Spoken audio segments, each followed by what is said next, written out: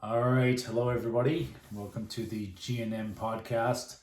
Today we're talking about rejection and more specifically rejection of reality, based upon a couple of different aspects of rejection that we run into during our daily lives. So I'll start off with asking a question. I'm going to start off with asking you two questions. Okay. Do you remember Brendan?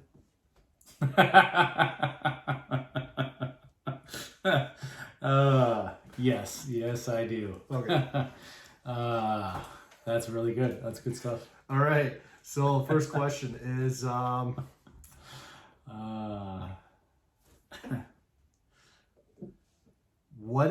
do you define rejection? Oh, I didn't prepare for this one. Rejection. I mean, it's that I think it's there's the physical aspect of rejection, and there's an emotional aspect of rejection, usually with a lot of different things. Do you want to cut in? Sorry, go ahead. What's the physical aspect of it? Well, let's say you are cut from a hockey team, right? That's rejection. You're rejected from the list. You're physically out of the hockey team. Oh, okay. I see what you're saying. Okay, yeah. You're rejected out of a class. Okay, so no, that's an interesting way to put it. That's what I was wondering why you said physical rejection. Physical rejection. Okay. Physical rejection, right? Okay, so there's physical aspects. So it's you're missing out on now whatever could have been. Yep. And emotionally, obviously, there's a lot of emotions that can come with rejection. Obviously, when you take a look at relationships, we often call it heartbreak or whatever the case may be, or if it's a job, maybe where our self-esteem lowers. If it's, let's say, maybe even rejection of a family member or rejection of friends, then maybe you feel isolated. So there's a lot of obviously mental and emotional aspects and even physical aspects of rejection, but I guess I would define rejection as not being able to do something or having yourself removed by something or someone from a certain situation. So that's what I would say rejection is. So, but in saying that, what else do we have on the agenda today? So I'm glad you defined that because I don't know if I can actually define it yet. It is something. Yeah. I essentially think 99.9% of the people hate is rejection. Yeah. And I don't think I could define what it is. It's not easy, right? It's a tough thing, but there's positive side of rejection, right? There's always a positive to everything, right? There's light and dark and yin and yang and positive, negative. Not to get too far into that, but yin and yang. How about rejection of my face? Look at that right there. That's what oil does to your face, eh? Anyways, rejection of that. Yeah, mine's I'm sorry, I was just pretty boy face because I don't do any work actually. All right. So okay. So I want to start with we've all had it. This will be interesting. What's your earliest memory of rejection?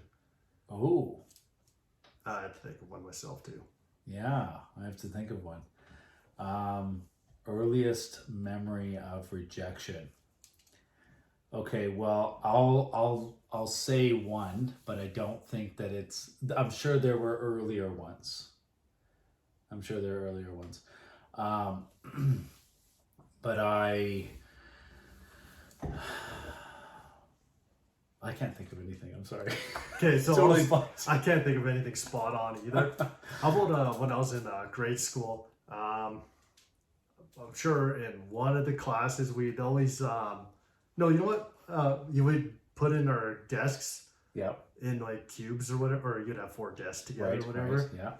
I bet you I had a bad moment there where I got nobody wanted me to sit with me. I think that's probably my first one. Understandably why, but yeah, probably like grade 2 or 1. Right. Yeah. Well, that's pretty early. Actually, you know what? I'll come up with the one that's not as early. I probably had many prior to this, but in one of the grades, grade 7 or 6, we did swimming lessons. Okay. Now, I always sucked at swimming and lack of effort and whatever for many other reasons. I just suck at, or probably lack of effort overall.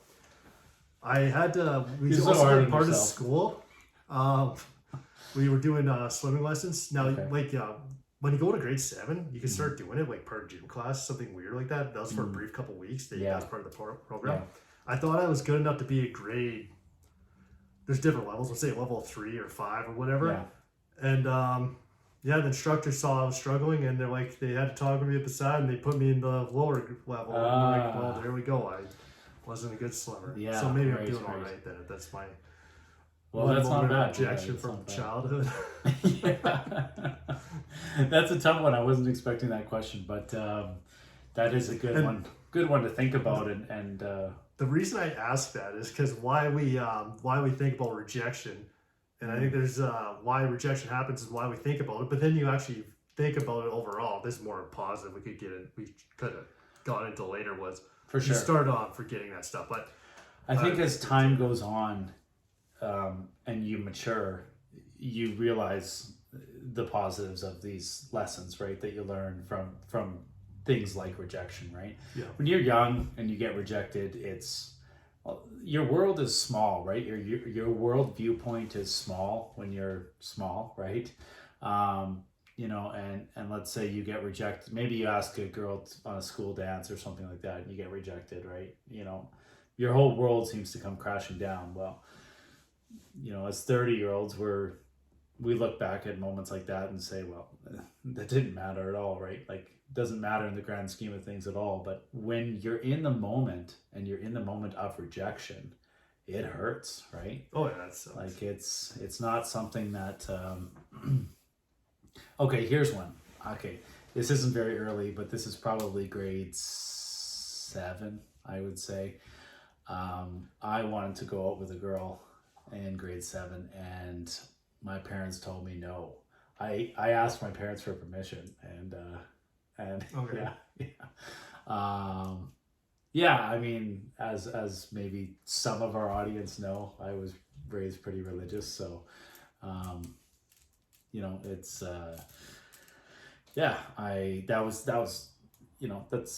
that's rejection too, right? When you propose a plan and when you ask permission to do something and you get rejected on it, right? So, but like again, when you're young, I think you're more devastated from it, but obviously I think the rejections as you get older are a lot more serious, right? So they're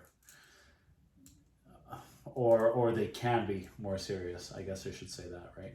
It's funny you say that. Okay. Because I'm actually the opposite. You think they're because I think it's a part of daily life, right? How many times, when I say rejections, how many times, I'll say it's every time you get told no, right? I think that's rejection in its sense. Or I guess how many times do you tell yourself no? You ever think of it that way? Rejecting yourself or rejecting... rejecting yourself before anything happens. Rejecting your ego. And so... Right? So I wanted to tie into that, actually. Okay. So let's say, we've been discussing eating. So let's say we're intermittent fasting and we're one meal a day, and our head all of a sudden says, hey, I could really go for McDonald's or whatever the case may be. We have to reject that idea. We got to reject that. We have to reject that idea or reject that emotion. Try to see if you can push it back a little bit, maybe push it back a couple minutes or maybe hours and see. But again, you're rejecting a desire that potentially your ego wants, or potentially your inner child wants, because you want to escape reality. So there's positives in rejection. I think that's a really key thing we got to focus on. Yeah. So, yeah. Okay. So it's interesting you say that. That's in a different sense of rejection there as I play around with the echo. Um, rejection of. That's an interesting way to put it, really, compared to what I would think of it. How about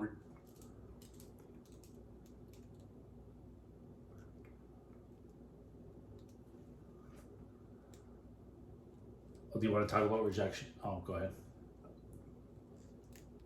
I'm just stuffing my face with water. yeah, no, okay. So you said the rejection of the idea. Okay, so that's what I wanted to go with. What I Okay. thought about rejection of ego. Okay, now I was going to ask you this prior to you saying that. Is ego your main driving force of your response? Is ego the main driving force on your response to how you take rejection? If it's a negative, let's say it's a bad rejection, Yes. does Yes. ego drive your response on Absolutely. that? That's what I wanted Absolutely does. Absolutely does. I would say so. I mean, unless you've I mean, there's obviously different theories out there, right? And I'm not saying that I'm right by any means, but yeah, I think the ego very quickly wants to take over, right? We talked a little bit about ego and in a previous podcasts and stuff like that, and I do think that ego is like a defense mechanism, right? I think it's when something bad happens to us, that inner child that needs the help, the ego comes to the rescue. So whether it's if that child didn't get the proper parenting or the proper unconditional love, then I think the ego takes over as a protection service. And that's when all of a sudden you think about kids in a sandbox. All right, so 2 5-year-olds are fighting over a toy in a sandbox, right? They're childlike. No, it's my toy. No, it's my toy. I had it first. No, you didn't. I had it first, right? It's like we almost regress to childlike actions and emotions and symptoms, I would say, when the rejection is so strong that it breaks us and forces that ego to come out. That's what I would say. What about yourself? Do you think that? Let me ask you this, and I'm going to put you on the spot. How do you feel when you're rejected by the opposite sex? I'll answer this in 2 different ways. Okay. Let's say my first one, I'd say maybe grade 8, right? Okay. Then I probably had one in high school, I remember. Okay. Right at high school. Yeah. Or like grade 12, I think. And then maybe sometime a little after that, they all sucked. Yeah. Right? Yeah. Now, hindsight 2020. Right, of course. That was a good thing for numerous reasons Right. on numerous levels, right? Mm-hmm. I hated it. I absolutely hated it. Right. And for whatever reason, biological, whatever, I'm not good enough, all that stuff. And that's where ego starts coming out. And then we won't get to that quite yet, about how we start questioning things, right? Mm-hmm. Now, the second part of answering that is, now when it happens, oh well. I mean, that is what it is. Now, if you look at them, not getting into it with rejection, but the male to female dynamic, it should be more often than not just how the world works, sexes work, all that stuff. Yes. Females will always be rejecting males more often, right? It's just how Why, you look why at do the you dynamic. why do you think that is? Right. Why do you think females reject Maybe that's just the males? story of my life. No. No, I think in societal norms, I think that females reject males more often than males reject females. Oh, yeah. Yeah, So definitely. why don't we switch the narrative? Right? Like, who's the prize? If you ask women who the prize is, what are they going to say? Probably themselves, right? Yeah, they're going to say themselves, especially with the feminist movement. They're going to say themselves. They're the prize. Why can't we start looking at ourselves like the prize? Right? Like, why are we so far removed from that idea that men are and can be the prize as well? And you know what? They can be, actually. Absolutely. They sure can be. Absolutely. There is a dynamic where it depends what number you look at. Let's go off attractiveness as one aspect. There's many aspects when it comes to this stuff. Attractiveness is huge. So I've read something, this is something I'll bring up, is it's interesting when you look at it. 50% of the men, or 50% of women, this is something maybe I read random, it could be old. Anyways, 50% of the women are attractive. If you were to ask a male, they see 50% of the women they see are attractive. Okay. Let's say around their age, right? Yeah. Around our age, a certain age range. Then the other 50% is unattractive. If you take a same girl from a female perspective of, let's say, guys around the same age, I saw something like they only see 20% of the males are attractive, really? 80% are unattractive. Really? So that's interesting. But now there might be skewed numbers on that. Yeah. But I could see that. But then there's a lot of different dynamics. Yes, women will reject men more often than men will reject women. But then you get the top tier. Now we're talking about a whole another hierarchy of stuff here, and people don't like the quotes, controversial, but there is something called the alpha male, something like that. Right. People find it comical, whatever, but I'm not going to say the alpha male or something like that, but we'll just say a high status, high value male. Sure. When you get to that point, they're the ones that will be rejecting the majority of women. Absolutely. Right? Because they are in control, and there's a biological sense to that, right? There's why aren't all males striving for that? Well, that's the problem for our society right now.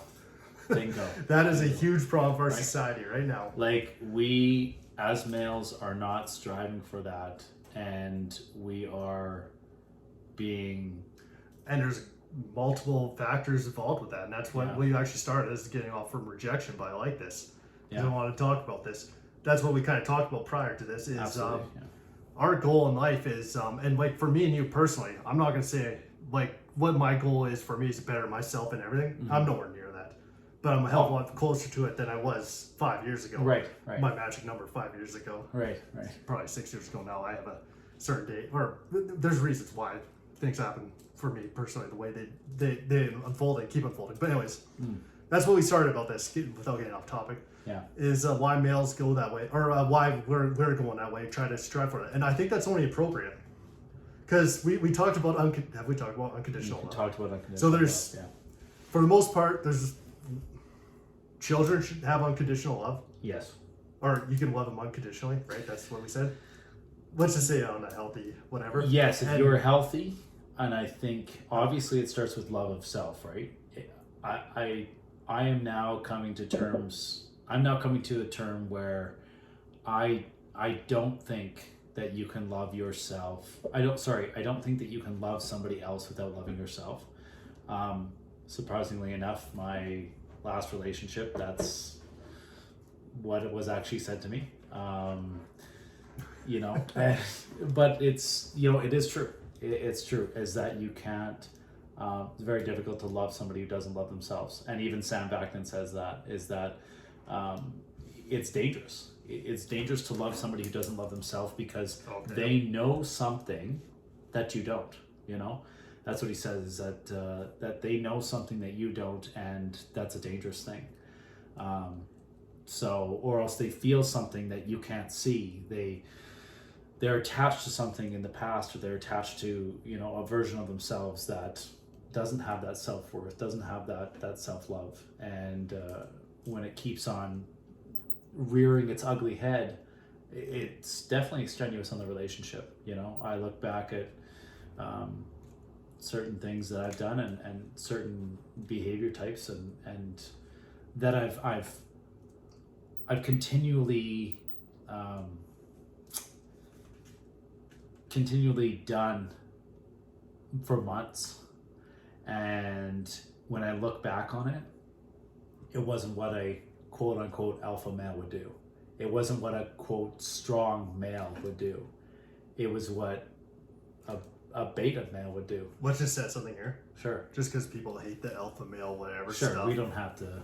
Yeah. What's called high status. Sure. High male. status. High So, value. high High value- value man, right sure. there. I was not a high value male Exactly, right in there. that A relationship. strong male, right? There we go. We'll say Right. that. But this is why we're doing this, right? This is why we read. This is why because we do need to be high valued, high status So males. I want to say, okay, that's your that was you in that situation now, right? Yes.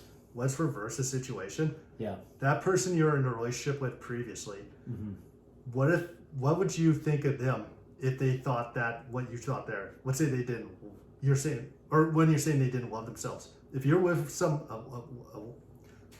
a woman, they're saying if she didn't love herself, Right. how would you love her? Oh, yeah. That's a really good question. Okay, so that's a tough one. I think you have to keep the fantasy going. I think it's fantasy then. I think it's a fantasy. If you're with somebody who does not love themselves, I think you need to put up a projected fantasy of who you think that person is in order to continue to love that version of that person. And when that version, that fantasy starts to crumble amidst reality, then it's up to the other person to either, can I deal with this? Can I stay? Or is this it? And do I bounce? Do I get out of there? Do I end the relationship? It's tough. We are surrounded in society by Hollywood. Hollywood continually talks about happy ever afters, right? The princess and the prince, they go off and, forever. You need a soulmate. There's only one soulmate out there for you in your whole entire world, right?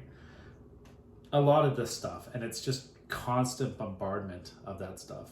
So I think to answer your question, I don't think you do in reality. I think you have to maintain a fantasy. You have to maintain a joint fantasy. And now I'm probably going to get in trouble for that. I actually think you'd be, in this sense, you would be one of the few, the way to answer that, because that's on a higher level. Okay. And like I said, in a good way to answer that.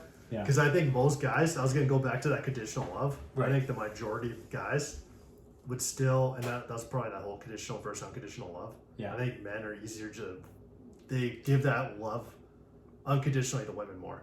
That's why I was looking at it that way. Ooh. But you answered it in a much more different way. But you're thinking on a much higher level with your conscience. Perhaps. But I think every viewpoint is relative. Like, I think every viewpoint is relative to analyze, to talk about, to learn, and to move forward. Yep. But yeah, it's very difficult. Here's the thing: it's difficult to love myself. So I can't even imagine a partner. I shouldn't say I can't imagine a partner. I mean, I've been with people. I've had partners where, there you go. Like, if I'm struggling internally, and I've got a lot of self-work to work on, what happens? We try our best, right? Now, in every relationship, there's compromises, right? For everyone, you need one, yeah. There's always compromises, and we are getting off topic a lot, but Whatever. It's just one more thing. It's like, okay, so there's compromises. However, I think I lost my point there, but yeah, sorry, go ahead. I'll say compromises, and when I say in every relationship, not just like a relationship with the opposite sex or whatever. That's in every relationship you ever come across. You need to have it. Yeah. Business, whatever, personal, Yeah. all that stuff. Yeah, you do. In a team, you need that because you do, or that, or you're going to start living in a fantasy or try to aim for perfection, then you go down your whole Oh, different route absolutely. I mean, I like how you said in every relationship, even in friendships, right? If you've got somebody who's more avoidant and somebody who's more codependent, then all of a sudden that relationship or that friendship might not be a good fit. But if you've got two avoidants, then it might actually work out fairly decent, right? So we know the law of the universe, like attracts like, right? So I think when you're looking for a partner, it's crucial that you're in the best place that you can be. And I mean, everybody says that, right? Everybody talks about how, you've got to make sure you're in the best place you can be, and you shouldn't, the time that you get into a relationship is a time that you don't need a relationship. Well, you know what? That's pretty hard, right? Wait, can you repeat that? Society says, they say you shouldn't get into a relationship until you work on yourself and then I see what you're saying. and then get to a point where you actually don't need to be in a relationship. Yeah. And then all of a sudden it comes. I see. Now, that makes sense. Do I think that most relationships are like that? No, not at all. I think that you've got two people that are two totally different people, and then they end up together and it's work. And I don't know. I mean, should it be work? That's a question. Should it be work? I don't know. That's a tough one. That's I think it depends on experiences and your threshold for handling different situations, what people can and cannot handle. Yeah. When it comes to relationships. I've been through a bit. So I wanted to go back to what we were talking about. Oh yeah, rejection. So we'll go back to rejection from the opposite sex now. And now I was going on that second part, and I wanted to translate that to other aspects in life. And the reason I said that was just one aspect, right? That's one thing you want to get over. Yeah. Is no one, and I think whenever I got rejected for numerous reasons, for probably good ones, unattractive, number one, unappalling person out. No. No, but there is some truth that it gives you a reality check, and reality check. And now we're talking about the positives. Then it makes you think like you actually should work on yourself. Number one is that it was never going to work out too, right? If you were with that person, right, that relationship, right. Or if you get rejected in an interview, or if you don't get the job from an interview and stuff, same thing, right? Yeah. So it gives you an opportunity, right? It's always like to work on yourself, right? To work on stuff. Yeah. So that's what I was actually gonna say, like how I handle rejection from the opposite sex now. I just don't I'll tell you right now, like whatever, right? Like. Do you find that? Are you saying that when you get rejected, then it's an automatic, hey, I have to work on myself, or do you say, like as we talked about earlier, or do you start to consider yourself the prize and say, hey, too bad, like that's your loss? Okay, so that'd be more me now. Okay. Yeah, there is a certain point. Yeah, I guess when it comes to let's say if you're in a long-term relationship and then you got dumped or whatever. Yeah. I think that comes more. Maybe I had to work on myself in a sense that maybe there's something I wasn't quite ready for that. You can work on yourself because maybe that person was compatible, but there's something wrong for yourself there, or something wrong with them too. They got to work on themselves too. I agree. In the other sense, where you say, somebody random from the street, because I do it every day. No, I don't do it every day. Every second day. No, every second day. No, but that's only days that end with Y, right? What's that? Only days that end exactly. with Y. Yeah. Okay. Jeez, that's all. But that's that aspect. Now going back to interviews for jobs and stuff, same thing. Okay, now I can treat that the same thing though, because it goes two ways. There was some jobs or whatever I maybe could have worked on my interview skills, all that stuff, or worked on better presenting myself. That's interviews, or maybe I didn't have qualifications, so I could work on that. There's been some interviews where I know they already predetermined the people, or I've said this before. I talked to you about. They were intimidated by me or something like that, or my qualifications were too much for them, because I really thought there's this one job. I don't know if I told you about it. I thought I had, probably going back a couple of 3-4 years ago or something.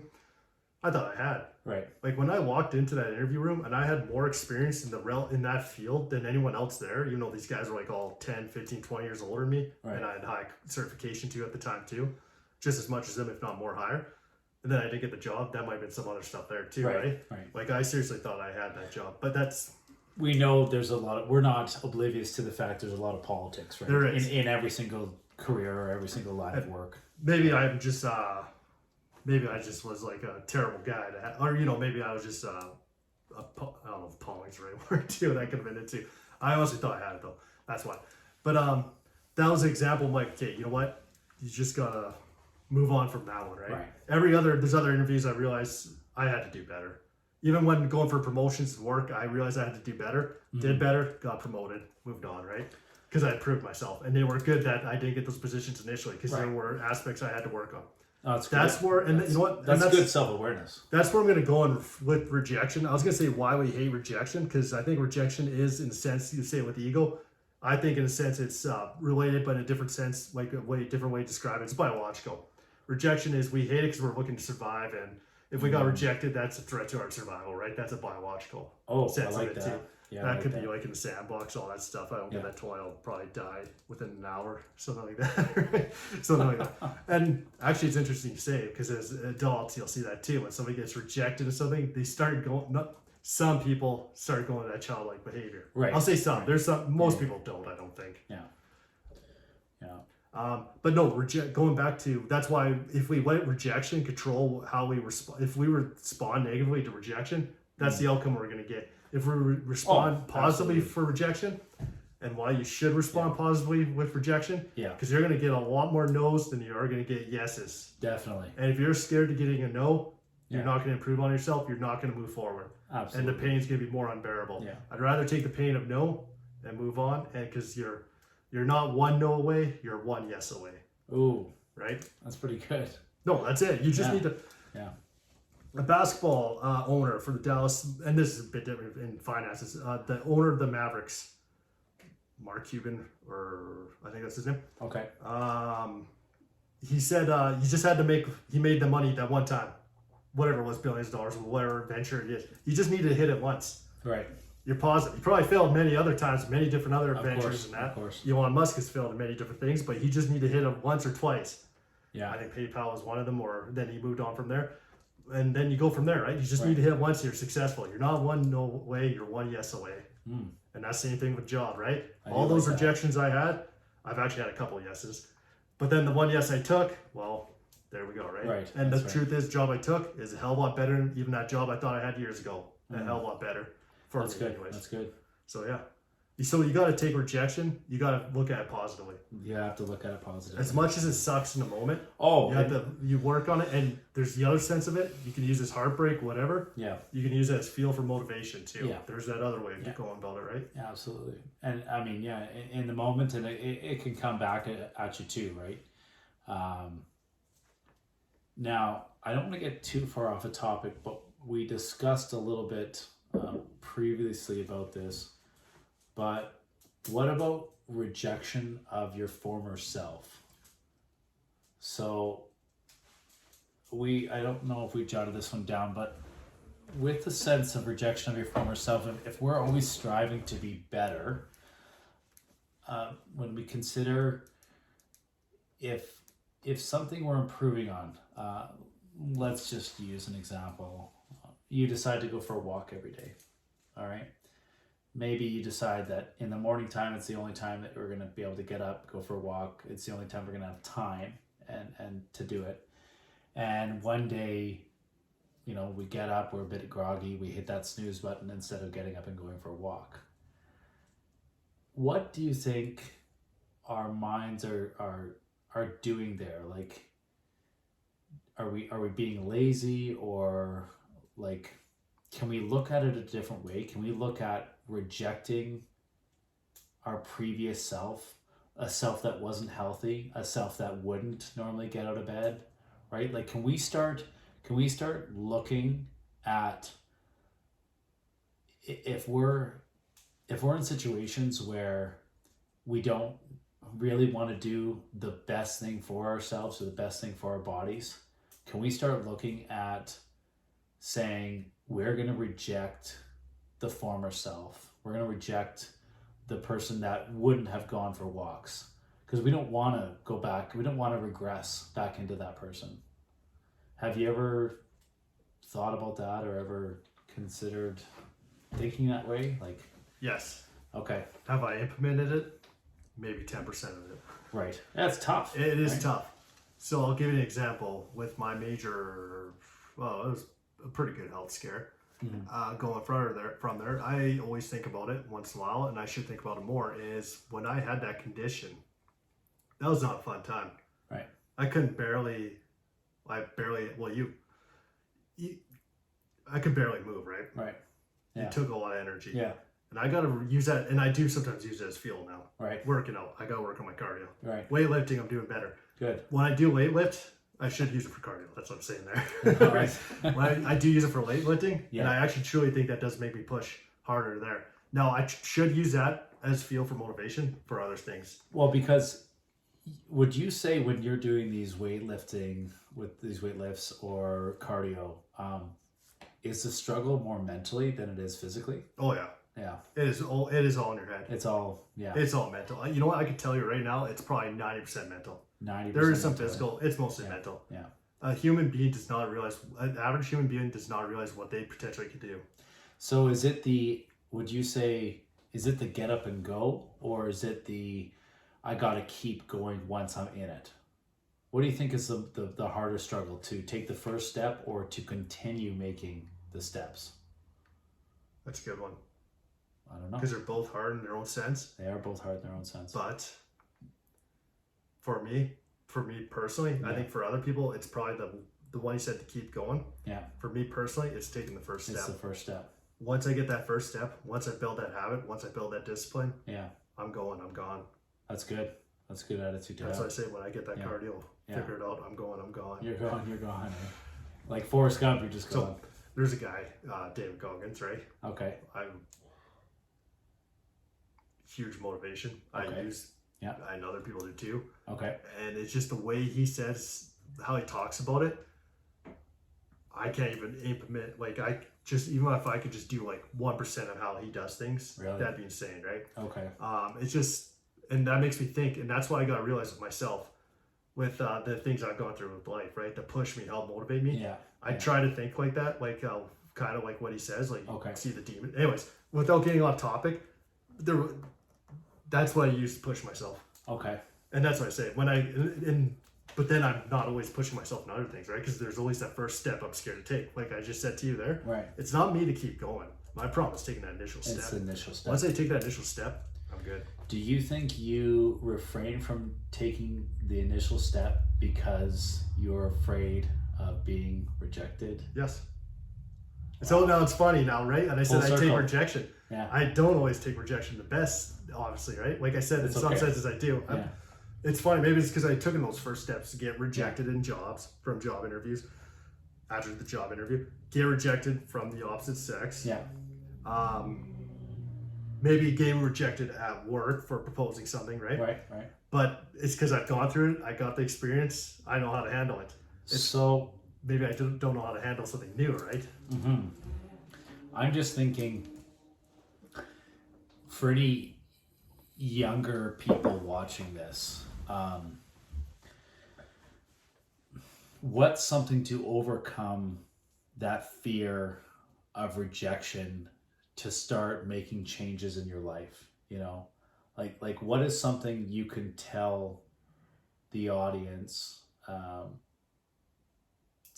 that motivates them to take the first step or to keep going, whatever they are doing? Because I mean, the biggest thing is thinking about this stuff and then implementing it, like talking about it and then implementing it. I don't even think it's talked about really. A lot of this stuff isn't talked about for younger people. So is there maybe I'm putting you on the spot here, but a piece of advice maybe or something that's helped you take those first steps? I mean, obviously you've talked about your health and, you know, you've taken steps to do that. You know, with your career, you've taken steps to progress.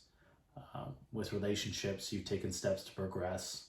with regards to, okay, so you were talking about I'm getting rejected, and then, what are some things you tell yourself that help you overcome the fear of rejection in those certain situations?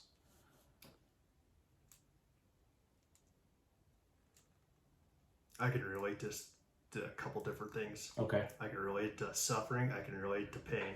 Okay. No matter which decision you take to do the action or be scared of the action, you're gonna suffer pain. You're gonna have pain. You're gonna suffer. So if you're gonna have pain, why bother doing it then?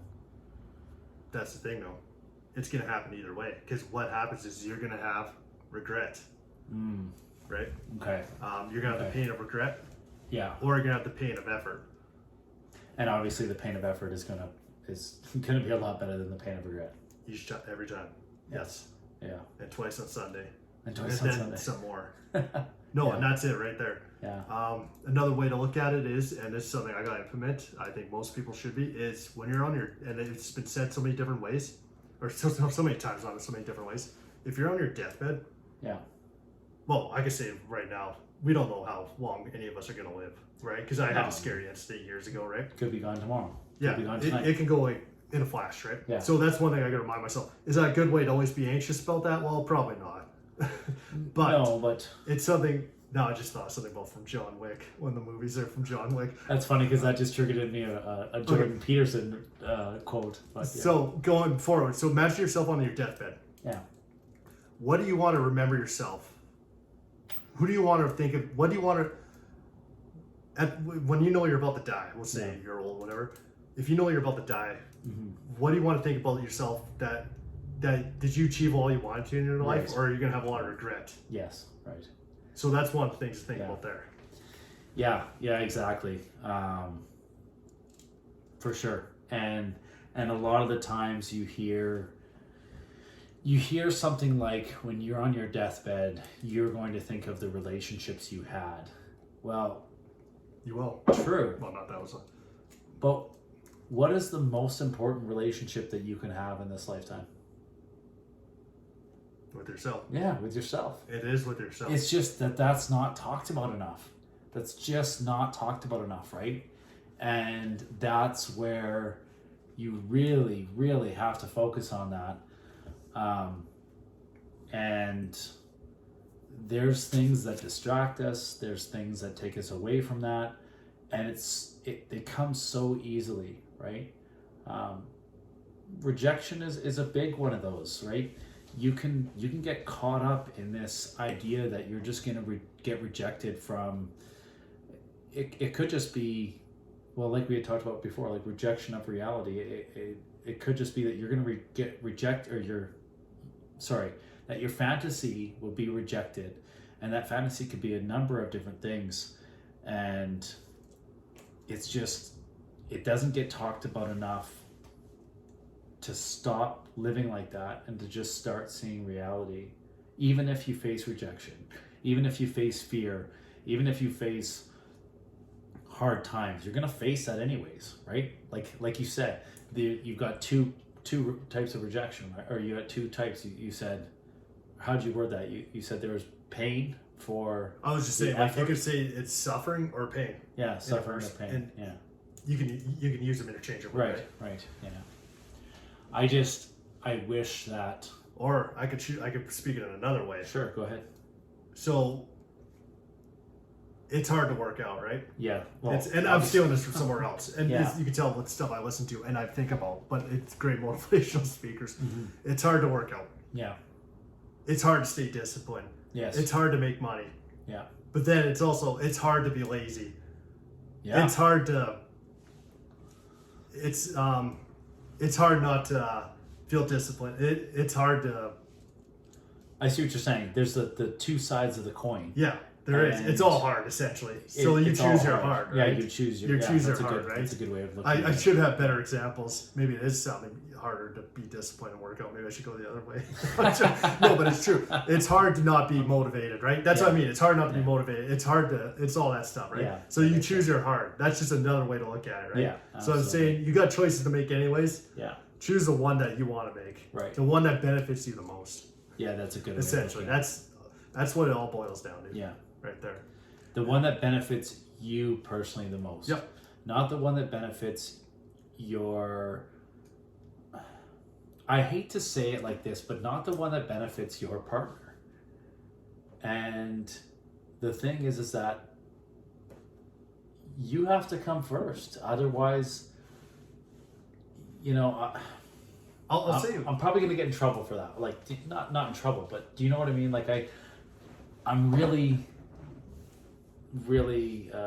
thinking that when you make sacrifices for your partner, it's got to be done for the right reasons. And is that where the compromise comes in? Yeah, I think that's where the compromise comes in. And it's got to be, are you doing it because the reality of the situation says you need to make sacrifices, right? I mean, you know, single parent homes and things like that, like there's sacrifices that need to be made. Like that's just the reality of things, right? But then, you know, I guess maybe I'm just speaking from like personal experience, but yeah, when you're not ready to face the reality or somebody else's reality and you want to stay in that fantasy, it's really difficult when you're enjoying the fantasy. It's really difficult when you want to upkeep the fantasy. It's really difficult when you don't have the self-love that you should, and you're trying to feed off of your partner for their love, for their validation, you know, for all of for their love, right? But love is something you give, not something you get, right? Like love is something you give out. Okay, yeah. Not something that you should expect to get, right? I don't know. Maybe I'm thinking that. Okay, but all right. Yeah. Yep. So, but I think a lot of people all of a sudden say, you know, those 3 words, "I love you," and geez, I mean, those are powerful words. Like, maybe we undermine those words in society. Like, those are really, really powerful words. And I'm not sure. Maybe they're said too often, or maybe they're said without any meaning. Without or do you any- think they yeah. should be said at all? Maybe there's... Oh. So, and that's what I was going to say with you, and you would know this better than me because I don't experience because I don't have kids, right? Would you say your kids come before you? I think I've asked you this before. Okay, so... No, there's a couple ways to look at that. Yeah, there's definitely a couple ways of looking at it. Because if you throw yourself in a fire and you didn't have to save your kid, if you didn't have to, you threw yourself in fire, well, your kids now do not have a person to protect. Of course. Yeah, this is a tough one because it's like, you know, those oxygen masks that come off. Oh, okay, that's what right. saying. I mean, we've talked about that before. Now, here's the problem: is we're all damaged, right? In some form or another, we're all damaged, and it's like if we're damaged and we have kids, it's not like all of a sudden I can say, oh, I gotta walk away from my kids because I have to be the best possible version of myself.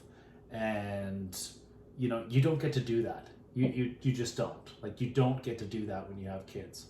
Now, unfortunately, I've made choices in the past where I've walked away from relationships. And I mean, yeah, I'm sure at one point or another we'll probably have a whole podcast about, you know, all of these failed relationships of mine. I've been part of them too. But you know what? It's boy, this is tough. It's a tough one. And the reason I say that, because I always tell myself that's the one person, if I had kids, I think I would put them first in a sense. Okay, so situations, but I've never had kids, so don't know if it's fair for me to say. I think it was David. I want to say David Hawkins, or it might have been somebody else that said, You don't want to be attached to your children. And when I first heard that, I thought, that doesn't make any sense. Like, I of course I want to be attached to my kids. And we may have shared this on a podcast already, but look at it in this reality. If you're attaching yourself to your kids, you're basically saying, hey, my happiness depends on you, kid. That is not the type of pressure to be putting on somebody at all, let alone a kid. It's like, hey, you know, we have a friendship here, but our friendship depends, like, you know, my happiness now depends on you. It's like, no, it doesn't. That would be right? Like, no, it absolutely doesn't. Okay, yeah. And so, like we've just talked about in this podcast, you could be gone tomorrow. I could be gone tomorrow. I could be gone tonight. Like, attaching ourselves to the external is not a good way to go, right? Now, I do believe we touched on this, but like, there is a difference between attaching yourself and trying your best to give your children unconditional love. Okay, yes. Right?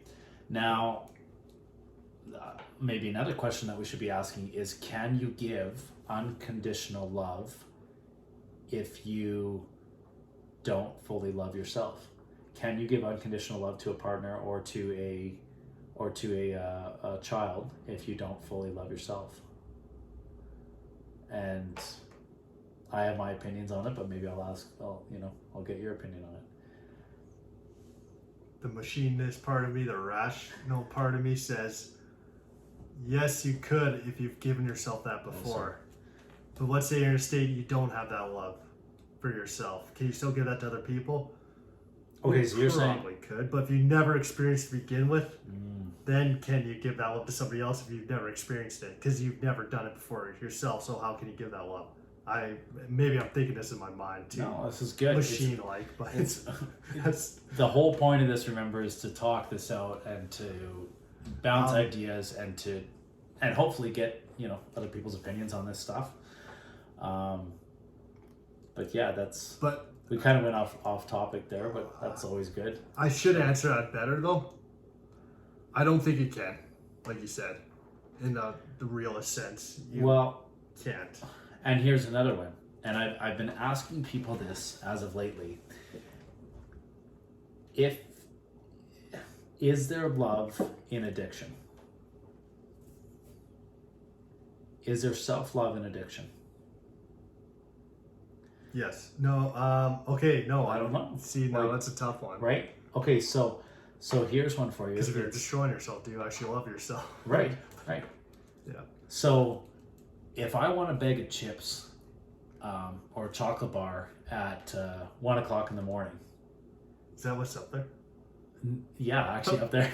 Okay. Yeah. I was looking on your face. So if you ever, if you ever need to get some chocolate, yeah, it's up there. But like, why? What am I doing that for? Like, that's not loving. Like, it is in the moment. No, it's a fantasy love in the moment. Yeah. Right? It's a fantasy love in the moment. It's a high. You're literally eating that to get a high off of it. You don't need it. Right? Could it be that you can love yourself but still not healthy? And you can love yourself in a healthy way and you can love yourself not in a healthy way? I don't know. I think so. It's not healthy, what you're saying. Okay, so you're saying that you're loving yourself in an unhealthy way? But you love yourself enough to make you feel good in the moment. So are you saying you love yourself, but you give yourself allowances to do bad things to yourself? But is it bad in the moment?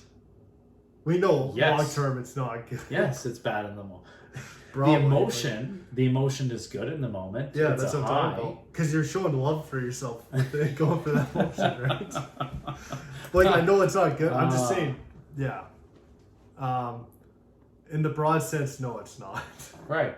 So it's like, so relate it back to what you said. There's either pain in suffering and doing something, or there's pain and regret, right? So there's pain. So yeah, is it loving in the moment? Well, not really, but is it good in the moment? Yeah, it's a high. Yep. Like anything, right? It's a high, and I just don't know if you could say there's love in it. But again, to say, hey, you need to strive for perfect self-love, I'm not sure how to attain that. I don't want to say I'm not sure it exists, but I think we've conditioned to believe that it doesn't exist. I think we've been conditioned to believe that loving yourself means that you're okay with being 50 pounds overweight. Oh, okay. Loving yourself means that you can go out and have drinks on the weekend and do your partying. Loving yourself means you can go on Tinder and go hook up with all these random people. Like, oh yeah, that's love. Like, that's self-gratification, and it's all this stuff, and oh, that's loving. I'm just treating myself. But is it actually loving in the long term? It's not actually loving in the long term, right? Like, being obese or being overweight, like, I'll tell you now, like, I'm at least 50 pounds overweight, and I hate it. Like, I don't like the way I look. My knees hate me for it. I get inflammation, and when my knees can't swell up, like my ankles swell up, like I don't like that kind of pain. But yet I ignore that pain because I want to eat a pizza. I ignore that pain when it's 1 o'clock in the morning, and I'm too focused, or I want to reject my emotions and all of my thoughts that are coming up in my head about my previous self. I want to reject those things. I want to distract myself, and I want to comfort myself with food.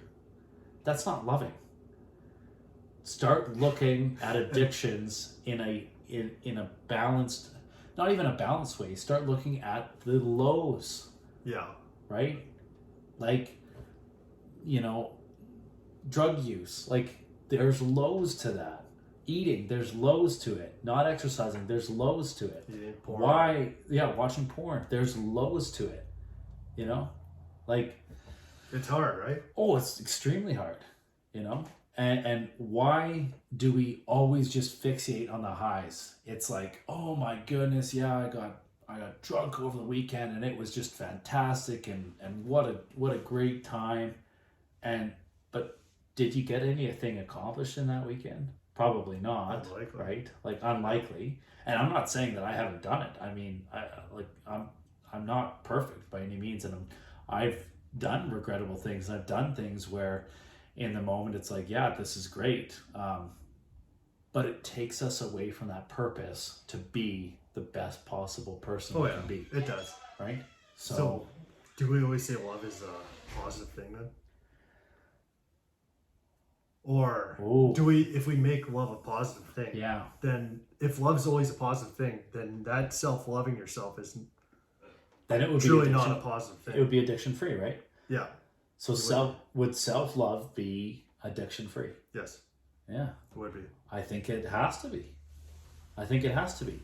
So everybody that's saying, hey, I love myself, and you have an addiction, is living in a fantasy. Right? I'd say 90% of them. There's always going to be an outlier, but 90%. Okay. I like my percentages. Right? Because... and when I say there's an outlier, I'm pretty... You probably could find some random person that is okay with themselves, and they actually are in a good mental state. Right. The majority of people, probably not. Because they're using... They'll tell you they're good, but they're probably not. Yeah, of course. I mean, it's we see our world today, right? It's funny when you say Debbie that Downer, because... depressing guy. But but it's the reality. Right? It's the reality is when you said that, it triggered in me something where it's, do you know how often we get asked, how are you? And what do we say? We're good. How are you? Most times we say we're good. Yeah. guess who's that random guy? Sometimes will speak his mind. Yeah. Maybe I shouldn't. But it's funny that even I said maybe I shouldn't do that. But I've told people maybe sometimes I'm not having a good day. Yeah. What do I tell people now though? What did I tell you yesterday? You weren't in a good headspace. Not a good mental.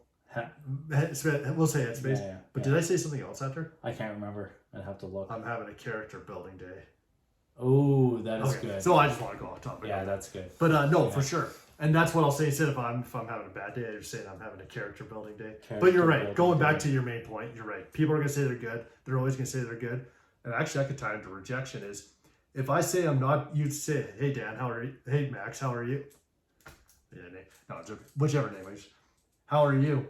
And then I say, oh, not good.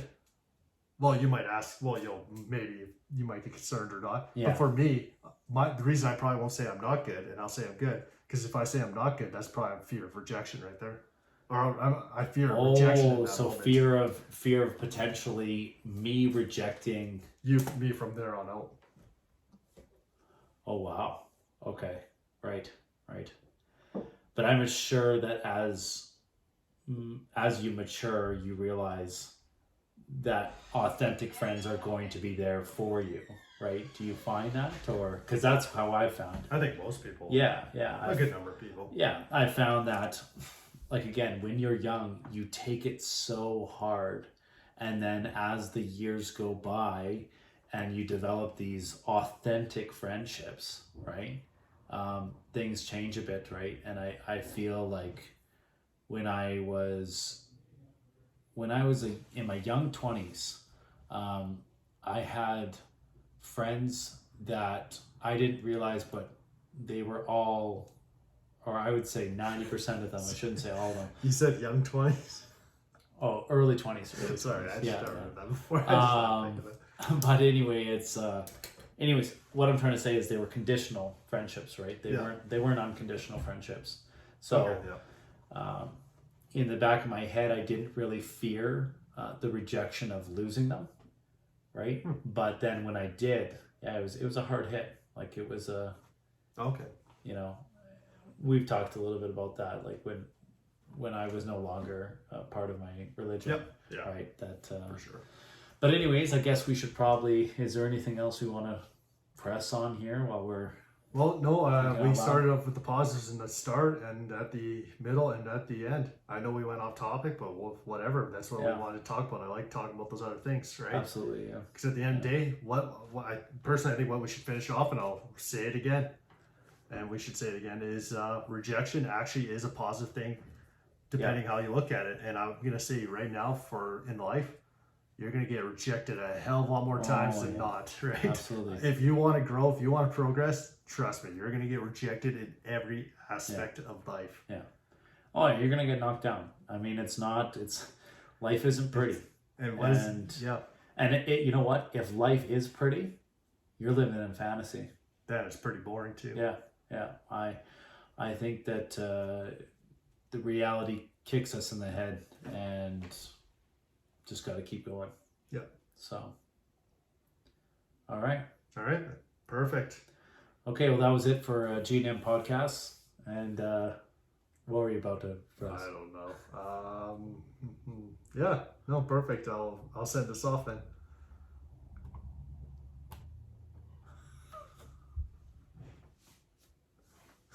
You know, this cheap thing. One of the times we're gonna have to put in the audio for the actual audience, so then they can understand. They can join in, right? You know what? When we're watching this back, we're gonna call ourselves idiots, but in the moment, it's awesome. So hey, there you go. Last lesson of the podcast of this episode is to enjoy every single moment, live in the moment. Even when that moment seems crappy, that's okay, right? Yeah. You know, I think that might be what I want to talk about next is depression. Is that depression isn't a terrible thing. You know, I'll leave you on the hook with that one. So that'll be a good one because I can tell you right now, we probably wouldn't be on the same page yet. Okay. Okay. Good. All right. Okay, so that's what we're gonna look forward to for next time. So all right, have a great day, everybody, and as always, if you have any questions or comments, shoot them our way, or if you want to just make fun of us, we're okay with that too. All 5 of you. Yeah. Perfect. All right, take care.